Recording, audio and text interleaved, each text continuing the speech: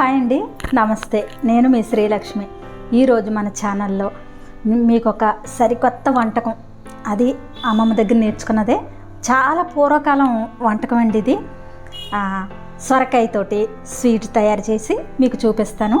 దీనికి కావలసిన పదార్థాలు ఏంటో ఇప్పుడు మనం చూద్దాం. ఇది సొరకాయని మనం దీంతో చాప్ చేసుకుని ఈ విధంగా పెట్టుకున్నాం అనమాట. ఏం చేయాలంటే సొరకాయని మరీ లేత తీసుకోవద్దండి, కొంచెం ముదరగా ఉన్నది తీసుకొని ఈ పై చెక్కు మనం తీసేస్తాం అనమాట. ఈ పై చెక్కు తీసేసి ఈ లోపల ఈ గింజలు అవి కనిపిస్తున్నాయి కదా, ఈ బురుజుని మనం అంటే మెత్తగా ఉన్నది మొత్తం వచ్చి మనం తీసేసుకోవాలి.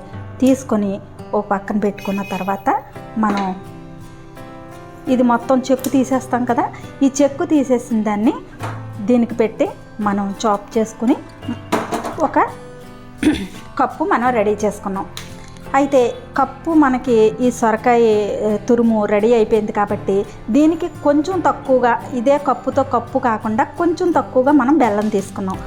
నెక్స్ట్ వచ్చి ఇలాచీ పౌడరు, నెయ్యి, పైన గార్నిష్ కోసం కొంచెం జీడిపప్పు.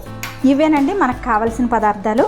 ఈ సొరకాయతోటి స్వీట్ మనం ఇప్పుడు ఎలా తయారు చేయాలనేది చూద్దాం పదండి. అమ్మమ్మ సొరకాయతోని చాలా రకాలు, చాలా వెరైటీలు చేసేదండి. నేను అంటే మీకు 1 by 1 సొరకాయతో ఆవిడ ఎన్ని రకాలు అయితే చేసి నాకు చూపించేదో అదేవిధంగా నేను కూడా మీకు చేసి చూపిస్తా. మీకు తెలుసు కదండి మన వంటల ప్రత్యేకత, ఇలా ప్రత్యేకంగా ఉంటాయి. బయట వంటలకి నా వంటలకి చాలా తేడా ఉంది కాబట్టి నా వంటలు కూడా మీకు ఈ ఛానల్ ద్వారా మీకు పరిచయం చేయాలని చెప్పి నేను ఇప్పుడు చేయబోతున్నాను. ఫస్ట్ మనం కొంచెం నెయ్యి వేసుకుందాం. నెయ్యి వేసుకొని, అబ్బో ఆవిడ చాలా వెరైటీలు చేసేవారు. ఇది చాలా పూర్వకాలం వంట అన్నమాట. ఒక్కొక్కసారి దీంతో నైవేద్యం కూడా పెట్టేది ఆవిడే. పాలు ఇలాంటి స్వీటు తయారు చేసి నైవేద్యాలు కూడా పెట్టేవారు. సొరకాయతో ఎన్ని రకాలంటే కొబ్బరి, ఆవు పెట్టి, నెక్స్ట్ చేపల పులుసులాగా పెద్ద పెద్ద ముక్కలు కోసి చేపల పులుసు లాగనమాట ఈ సొరకాయతోనే తయారు చేసేది ఆవిడ. చాలా మంచి మంచి వంటకాలు. నేను స్టార్టింగ్ నుంచి కూడా ఈ వంటకాలే నేను తయారు చేసుకుంటూ ఉంటాను. అంటే ప్రతి దానిలోనూ పచ్చిమిర్చి వేసేయను, ప్రతి దానిలోనూ కరివేపాకు వేయను, ప్రతి కూరలోనూ పోపులు వేయటం, ఇలాంటి తేడాలు అసలు చాలా ఉన్నాయి అసలు. అందుకోసమనే నేను మీకు ప్రత్యేకంగా ఈ ప్రోగ్రాం ద్వారా చెప్పాలి అని చెప్పి. ఇప్పుడు మనకి ఈ సొరకాయలో చాలా వాటర్ ఉంటుంది కదా, కొంచెం లైట్గా కొంచెం 1-2 నిమిషాలు మనం మగ్గనిద్దాం. మగ్గనిచ్చిన తర్వాత అప్పుడు మనం బెల్లం దీంట్లో యాడ్ చేద్దాం. వేరే పాకం పట్టడం కానీ ఇలాంటిది ఏమీ లేదండి. కేవలం ఈ సొరకాయ వాటర్లోంచే మనం ఈ బెల్లం పాకం వస్తుంది అన్నమాట.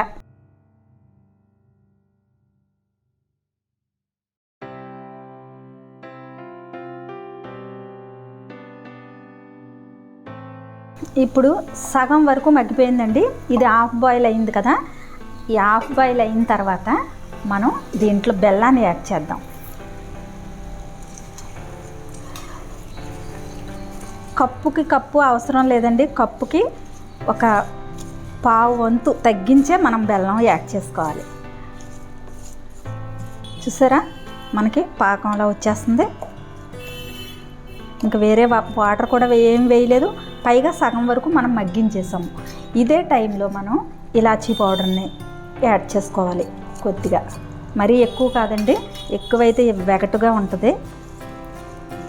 దీంతోపాటు చక్కగా పాకం వచ్చేస్తుంది. ఇప్పుడు దీన్ని కోవా స్వీట్ లాగా కూడా మనం కట్ చేసుకుని ముక్కల్లాగా కూడా చేసుకోవచ్చు, లేదంటే మనం కేసరి టైప్లో మనం దీన్ని చక్కగా గిన్నెలోకి తీసుకోవచ్చు. పాకం వచ్చేసింది చూడండి చక్కగా. మనం అసలు కొంచెం కూడా వాటర్ పోయలేదు. ఇప్పుడు ఇదంతా మరగడానికి మరి కొంచెం టైం పడుతుంది, అయితే ఒక 5 నిమిషాల పైన పడుతుంది. ఈ టైంలో కొంచెం నెయ్యిని యాడ్ చేసుకుందాం. ఈ నేతి వల్లేనండి దీనికి ఆ చక్కటి మంచి స్మెల్, దాంతోపాటు మంచి టేస్ట్ వస్తుంది అన్నమాట. అమ్మమ్మ ఆ విధంగానే చేసేది. ఇప్పుడు మనం ఇందాక మూత పెట్టాం, ఆ కోరు ఉడుకుతున్నప్పుడు. ఇప్పుడైతే మనం మూత అస్సలు పెట్టకుండా చక్కగా చిన్న మంట మీద మనం దీంతో పాటు ఈ కోరు మగ్గుతూ వస్తూ ఉంటుంది అన్నమాట.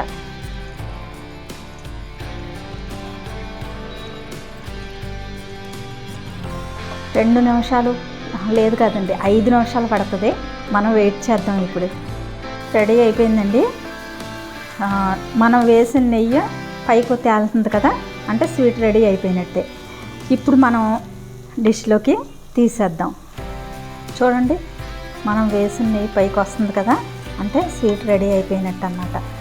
చక్కగా మనకి ఈ కేసరి బాత్ లాగా ఇది కూడా మంచి సొరకాయతో హల్వా టైపు స్వీట్ అన్నమాట ఇది. ఇప్పుడు మనం డిష్లోకి తీసేద్దాం. సొరకాయతో హల్వా స్వీట్ రెడీ అయిపోయింది. తప్పనిసరిగా మీరు కూడా ట్రై చేయండి. ఇందులో మనం ముఖ్యంగా తెలుసుకోవాల్సింది ఏంటంటే బెల్లం సమానంగా వేయకూడదు, సగం మీద కొంచెం మాత్రమే వేయాలి, లేదంటే బాగా ఎక్కువైపోద్ది అనమాట.